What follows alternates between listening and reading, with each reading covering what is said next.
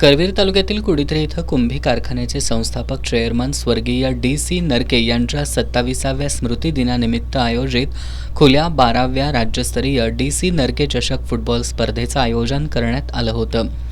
या स्पर्धेचा अंतिम सामना पाडळी खुर्द फुटबॉल क्लब आणि पाचगावच्या डी.जे. फुटबॉल क्लब यांच्यात झाला। पूर्वार्धात पाडळी खुर्द संघाच्या विकास पाटील यानं अत्यंत चपळाईनं डी.मधून पहिला गोल नोंदवला।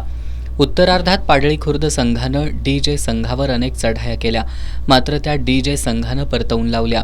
अखेर पूर्वार्धातील 1 गोलची आघाडी घेऊन पाडळी खुर्दचा संघ स्पर्धेचा विजेता ठरला, तर डी.जे. फुटबॉल क्लबला उपविजेतेपदावर समाधान मानावं लागलं। तिसरा क्रमांक डी.सी. नरके महाविद्यालयाच्या संघानं मिळवला। कारखान्याचे चेअरमन आमदार चंद्रदीप नरके यांच्या हस्ते बक्षीस वितरण झालं। वैयक्तिक कामगिरी केलेल्या खेळाडूंनाही सन्मानित करण्यात आलं।